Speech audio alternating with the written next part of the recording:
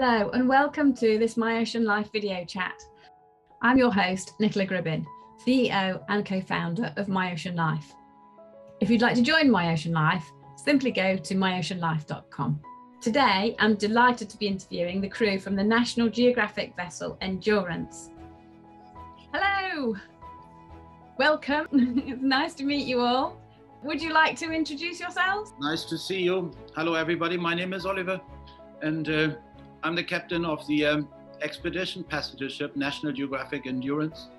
We are presently repositioning our ship from Argentina after the end of the Antarctic season towards Northern Europe. And this is a fairly new ship, just 2 years old.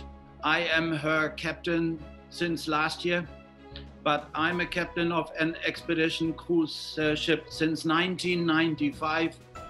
I'm German and I started my career actually working on ship 40 years ago. That's the short form about me, and now maybe Patrik. So my name is Patrik, and I am the hotel director on board the National Geographic Endurance. And I worked from the very beginning when we were sort of finishing off the building, when all the cabins were being assembled, dining room and everything came to become ready, and we were then to start our operation on this ship. I've been at sea now since the very end of 1988, so quite a few years. Wow. I was initially only going to come for one contract in my youth, but then never looked back, and have been at sea since '88. And when I first started, I started within the restaurant on the seafaring ship, expedition ship, and later became head chef for a number of years before being offered the position of hotel manager on board one of our expedition ships, which I've been doing ever since. So I'm part of the inventory within the... Brilliant. And Vivek? Yeah. Yes, my name is Vivek, and I come from India, but I presently live in Iceland. I joined National Geographic Endurance as first officer when the ship was in dry dock in Denmark last year, and then I've been working on the ship since then. But I've been working in the expedition industry since 2017, and then I have worked on new builds before, and this is me being here having an amazing adventures on board this beautiful ship. Fantastic. And can you tell us a little bit more about the ship itself? You want to go? Me? Yeah. Okay. Obviously, it is a passenger ship, but actually, a terminology has been created for these kind of ships. They are officially called expedition passenger ships.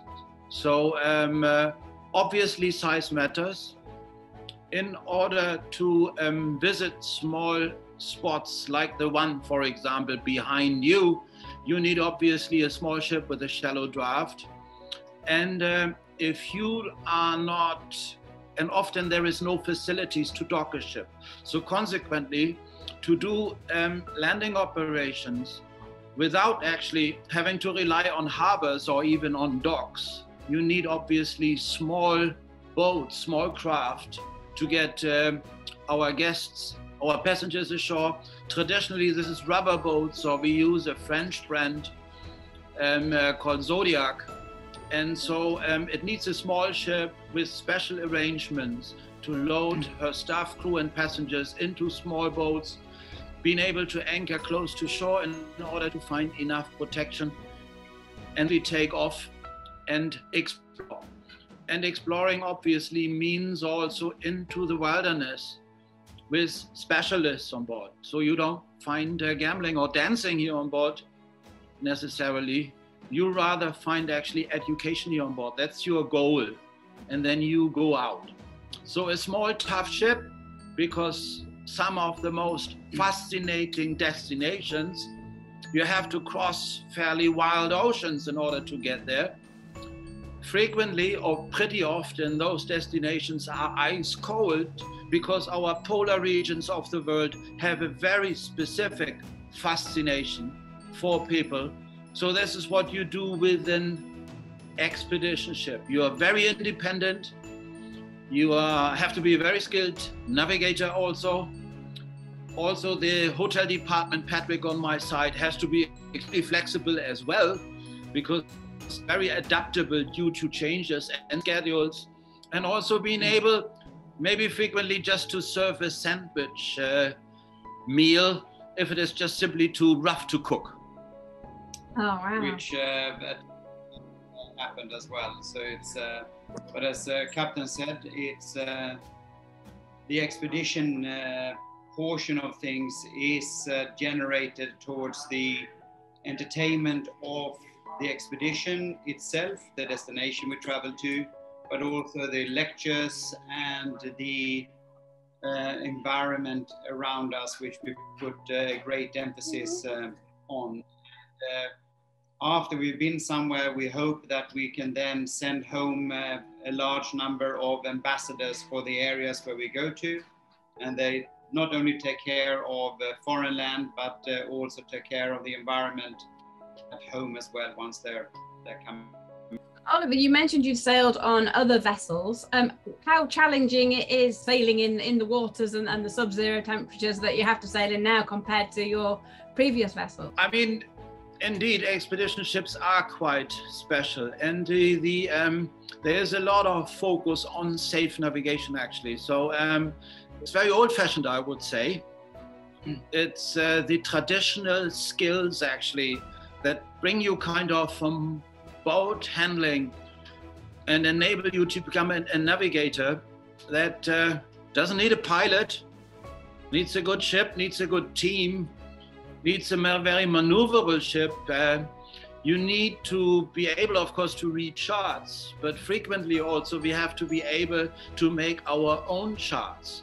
We do a fair amount of scouting ourselves, a safe way actually to navigate ships in those waters. So it's instinct as well. Sometimes you feel like an old explorer in old days, before we had GPS or something like this, and we had all the necessary information available around us, mouse fed.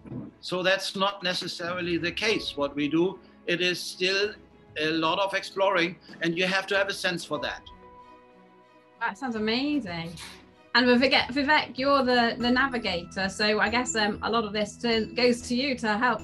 Yes, as Captain Oliver mentioned, that we go to some places where we don't have charts, we don't have proper information to take the ship safely. So the equipments used by Norwegian fishing vessels, so every ship that goes before, they do their own sounding, and then it's a crowdsourcing software that whatever information that they gather from their voyages, they put it all together in a common platform where every vessel can download that data, and then we use such data to go to remote places. Also, in case we don't have any such data, we have a Zodiac, a rubber boat with the sonar equipment that calculates the depth. So we send that Zodiac ahead of the ship, and that Zodiac constantly records the depth. And as we are in touch with that Zodiac behind, we can safely go to the areas by following that Zodiac. So this is kind of very different and also challenging as compared to other ships. And then, of course, it's the instinct of the captain and the navigation crew on board to determine whether that area is really safe to go, even with all these equipments, because as you know, the weather can change at any moment, and that's where the skill kicks in, and that is very important for the crew to be on such ship. How do you cope with the sub-zero temperatures when you're doing the excursions and sightseeing with your passengers? We go in summers, so it's we hardly encounter sub-zero temperatures, because when it is northern summers, then we are in Arctic, and when it is southern summers, then we reposition our ship from Arctic all the way to South America in a place called Ushuaia or in Chile, and then we do the Antarctic expeditions from there. So we are only where the summer is. We don't really go in the winters, although our ship is designed and capable to go into the ice all year round. Patrik, I think you were going to add something to that. And also, of course, as Vivek mentioned, we follow the seasons as anybody else. If we go to Antarctica during the southern hemisphere summers, is of course when the penguin have their breeding season. It's when the whales have come down to feed. You also have all the activities and so on for the wildlife, and same in the north when we're there for the northern summers. And had you been in the opposite seasons, it would have been very cold, dark, and unforgiving. Yeah. And I guess, you know, you have to look after all the passengers. How do you cope with their demands and the challenges that they give you?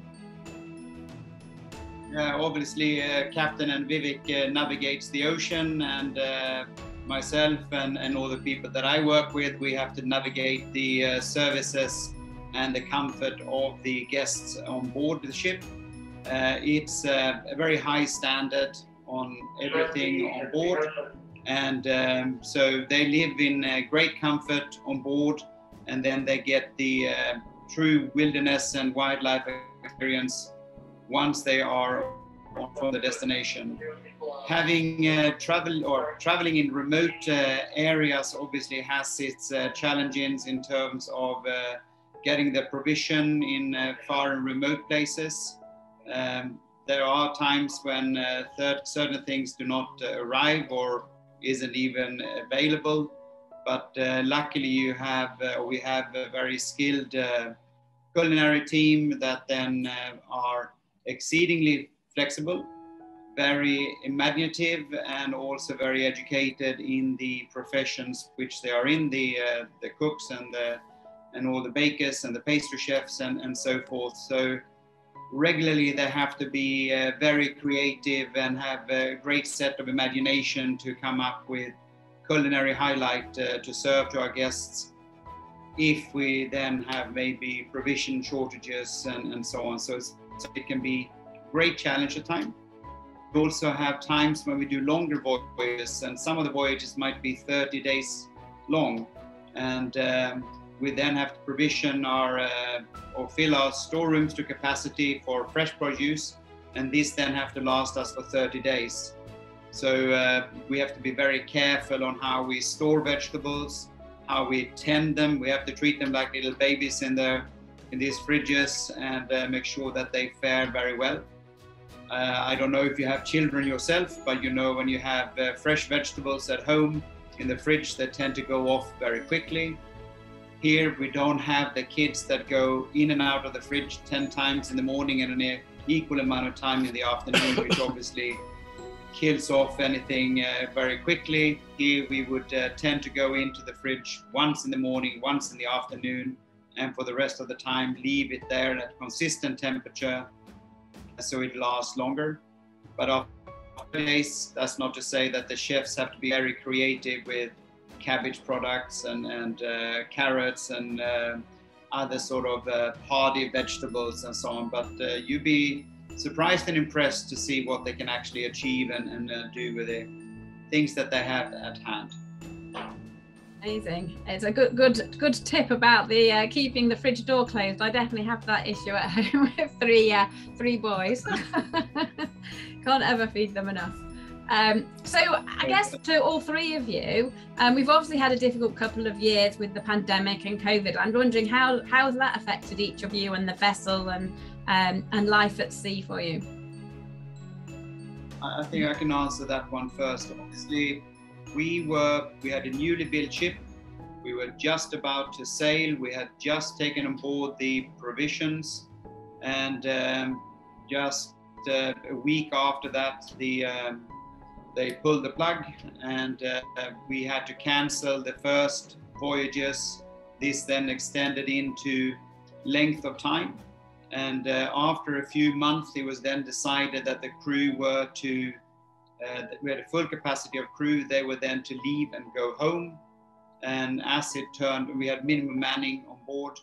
And as it then turned out was that for the most part, the crew then had to stay home for an entire year before we then started to do our expeditions again. And we've talked a lot about that year that when people were home, and to mention a little bit about our very large Filipino community that we have on board, they obviously noticed the financial challenges of being at home. But something we spoke about here is that time can't be measured in money. They were now home for a whole year with their children. And for their children, that year will probably be the most valuable year in their life, having their parents home. It's so nothing bad that doesn't have something good with it. So for the children, I think it was a very rewarding year to have the parents there, because children measure quite often happiness in the time they can spend with their parents and then just be with their parents, and this would then happen.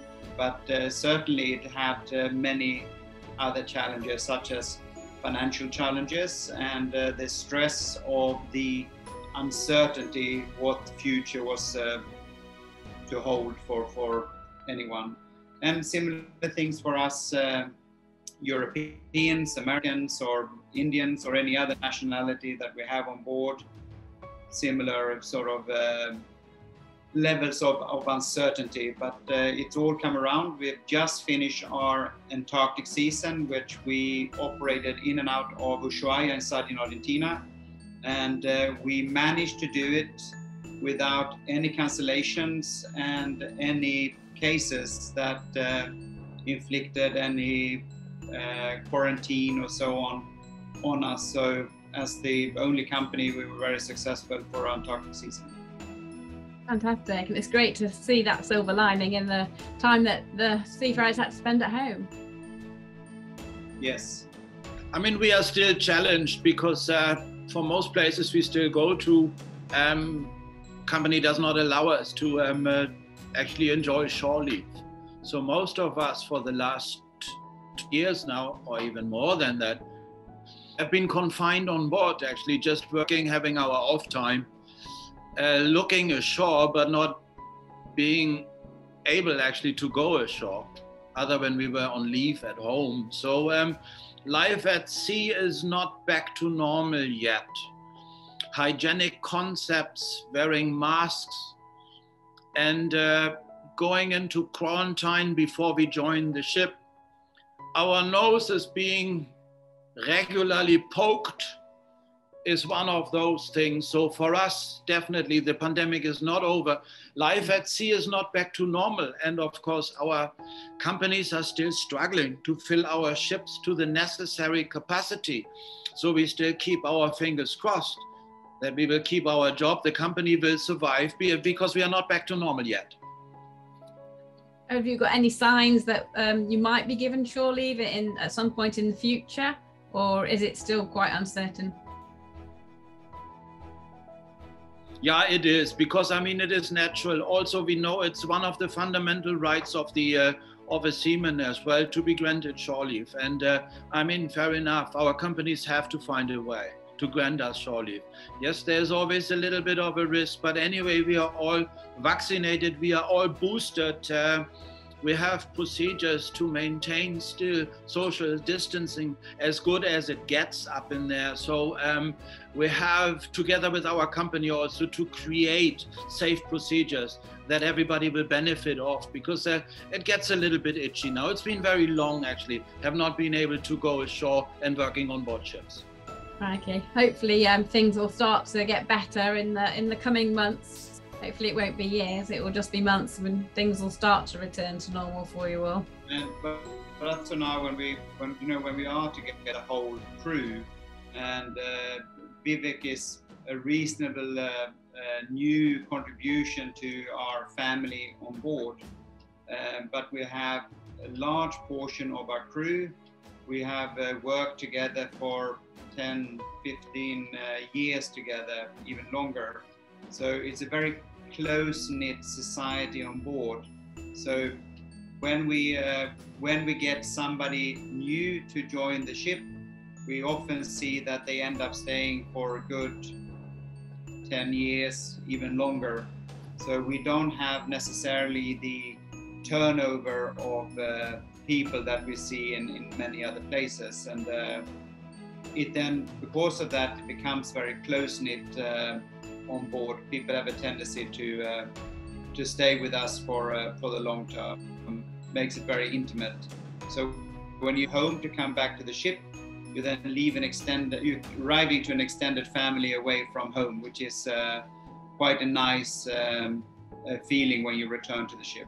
And what advice would you give to people that are working in the hospitality industry on the shore that like the idea of working with yourselves on board a ship like yours? How would they get into, starting such a career? Yeah, it's just to dare to take the step. I mean, that's the first thing, to do the first step, and maybe not be discouraged if it doesn't work out the first time.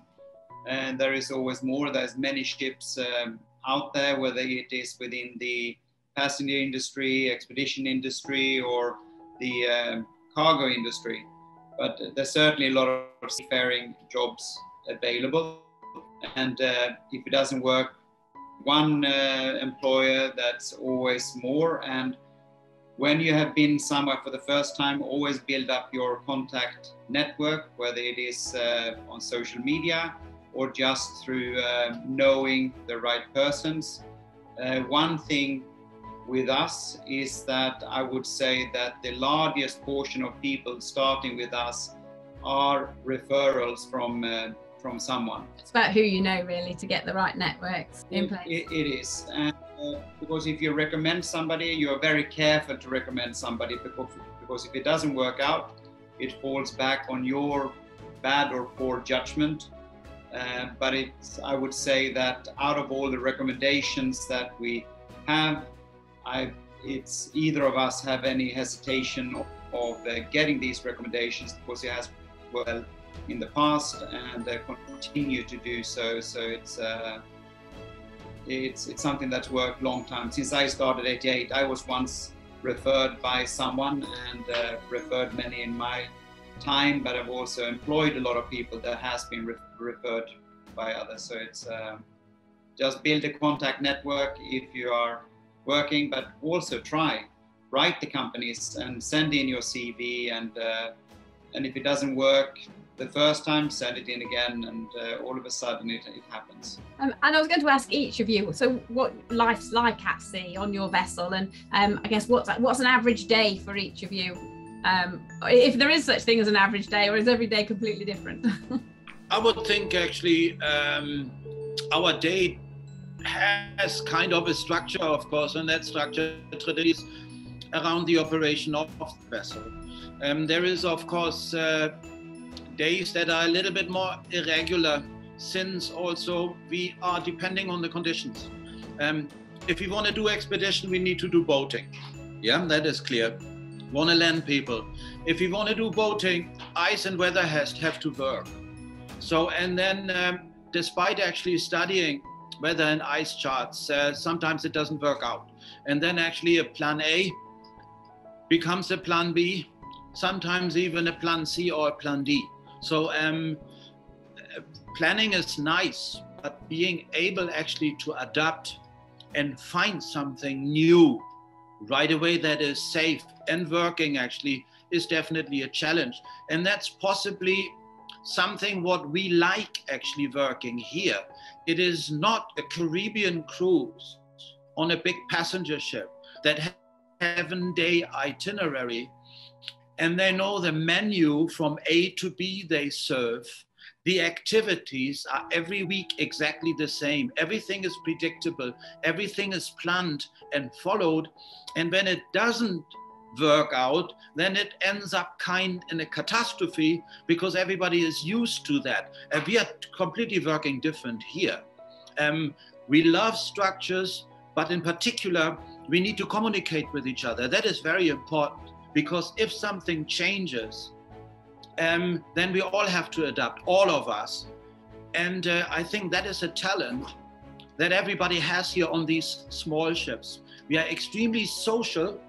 Yes, we have safe procedures, but at the same time also, we are extremely flexible also to make an evaluation of a procedure that exists and adapt something else quickly and by each other. So I think that is something beautiful when you work on a small ship in such an environment.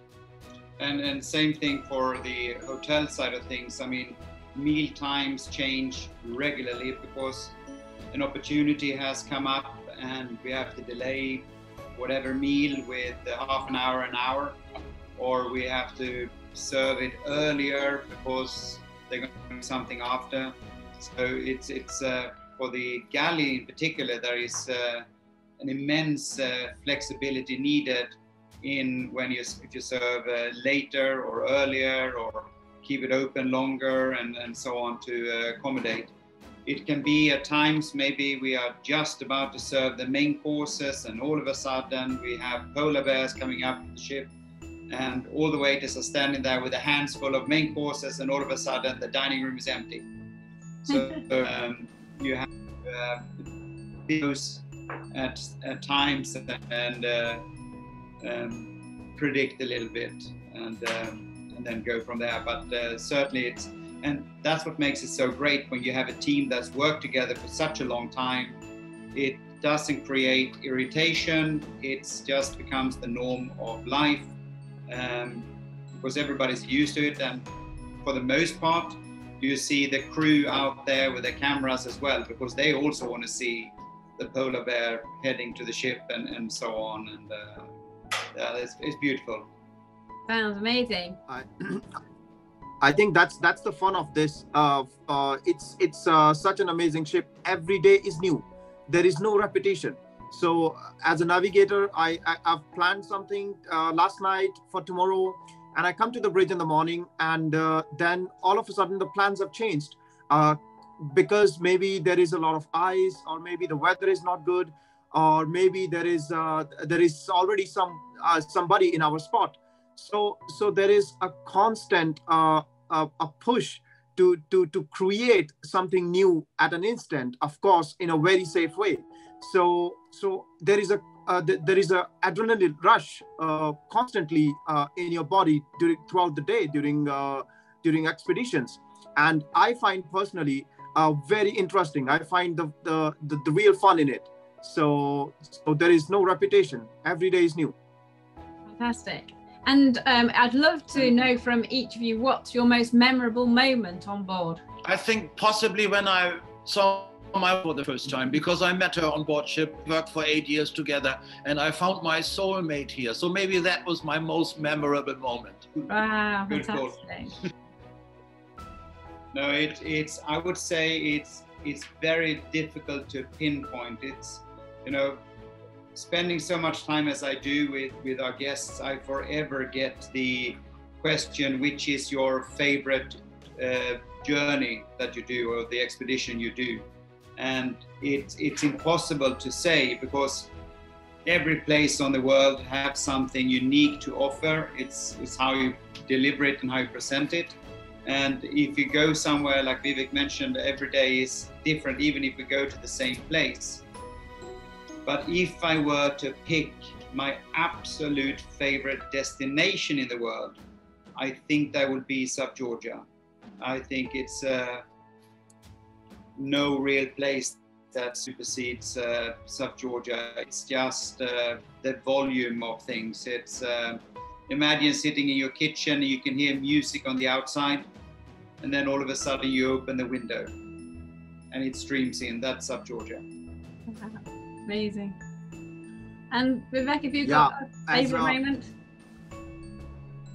Yeah, I mean, I can totally understand when Patrik and Oliver say they cannot pinpoint, because they've seen so many things in so many times, so it's really nothing new for them. But for me, actually, there have been moments where I would say that there have been absolutely beautiful moments. Once in Antarctic Peninsula when we were sailing, and then it was my evening watch, and I saw some movement in the water just where the ship was passing, and the moment my bridge wing passed from that disturbance on the water, a huge humpback whale breached. So it came all up completely, the whole body outside, and then breached, and that was really beautiful. And the other time that happened when I saw polar bears for the first time, and that was in East Greenland. And we just got up in the morning, and I came to the watch, and there was a lot of noise on the deck. All the passengers were like outside on the deck, and I was just curious. So instead of taking over the watch right away, I went to the bow, and I saw two polar bears, a mother and a cub, looking up to the passengers.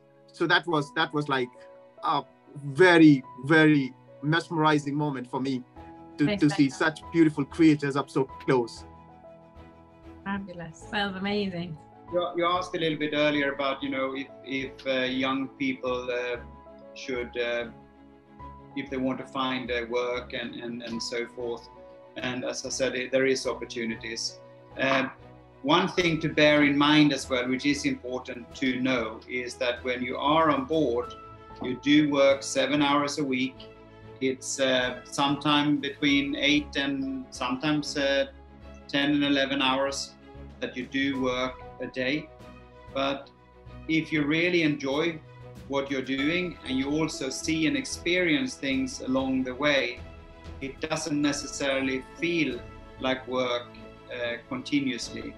And also, if you have great people around you, it also makes the days go much smoother and much enjoyable. We are also blessed with a very amazing group of guests, typically that we are passengers, that are genuinely super people, and that also contribute to making the days so enjoyable when we work here. You won't find anybody on board any of our ships that don't actually enjoy their jobs. And I guess along a similar line, if each of you were to look back at your younger selves when you were first starting out in your careers, what advice would you give to yourself back then?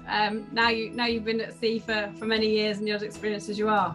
So our new seafarers can hear your pearls of wisdom.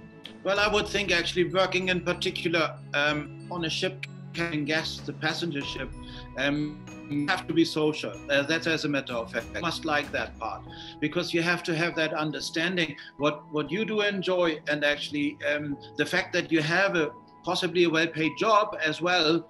It is all generated by the money that our guests are paying actually to be here. So consequently, actually, you have to have a very nice attitude towards that, which is in particular not difficult traditionally when you are a social person yourself. If you find a job on a small ship like this, you have a very close contact with the guests anyway. We have, for example, an open bridge policy. So we are not working behind closed doors or something like this. We encounter our guests at all time. And talking about social things, your relationship with your co-workers here on board together with the other crew. I mean, you are basically spending half, if not 2/3 of the year together with your co-workers. You work with them, you live with them together. So actually the ship becomes part of your life. and you have to accept that. There is no way you can't like your co-workers, you can't like your job, because you can go home, you have your family, and you have your nice weekend off. And you say, but my job sucks right now. And that cannot work. So you have to get engaged on board the ship and make it part of your life. Potentially for some of us, we can possibly say also, we are living two lives because we are completely dedicated to our families at home. We love to be with them, but at the same time also, we love our job on board ship, which is a totally different life. And then you turn around, you leave home, you leave it in the hand of a capable manager, which is often your partner. And then actually for the next month, you are living a different life on board the ship where work and life actually merges. So you have to picture it like that. You can't make a distinction. You have to be curious always. You should be curious at all times.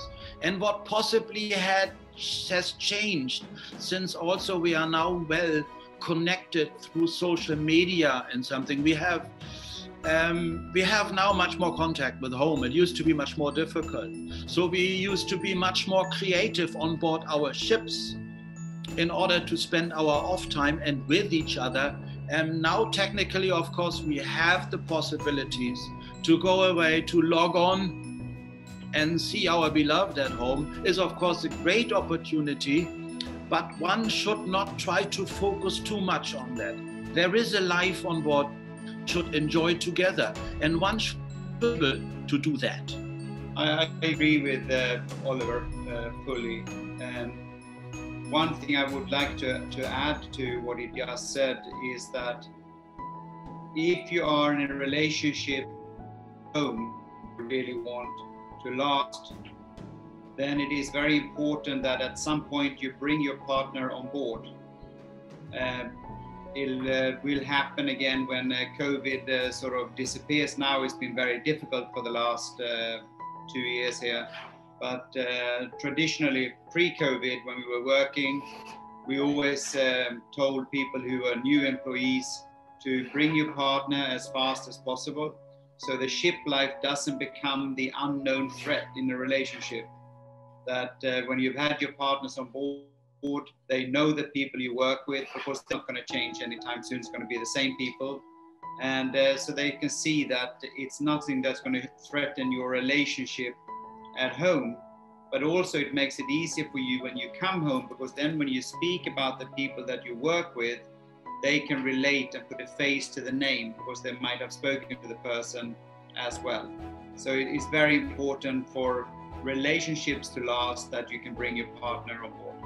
Do most companies allow that outside of the COVID environment? Most companies will allow you to bring your partner on board? Because I think you're right, it's absolutely great for them to picture where you're working and your colleagues. Yeah, and also so you can share the destinations. So you can share, like Vivek was talking about, the polar bears and the whales, and we have Georgia with its hundreds of thousands of penguins and the whales and the albatrosses and everything else. Or anywhere else when you go to the Amazons or anywhere you might go.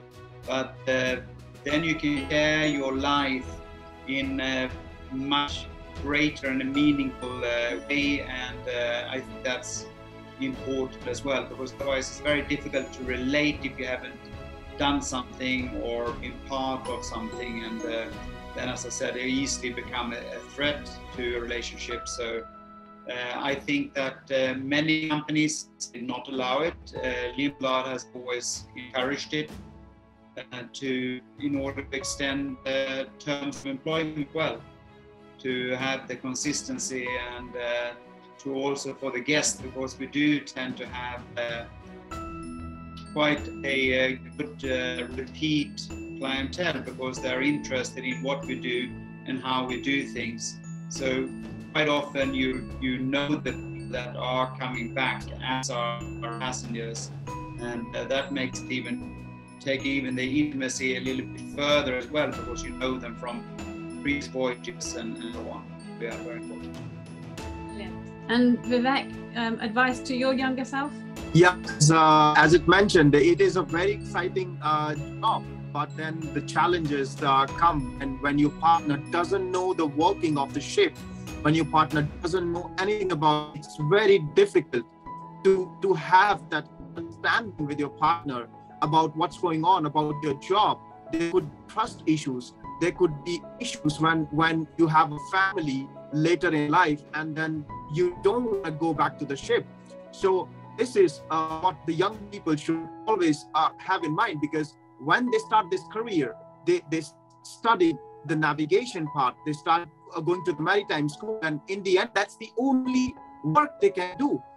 They in a hotel department, you could go back and work on hotels. But in the navigation, the maritime field that we work on, if I go back, it will be very difficult for me to find another job in my profession. So when I was young, I enjoyed the work very much, which I still do.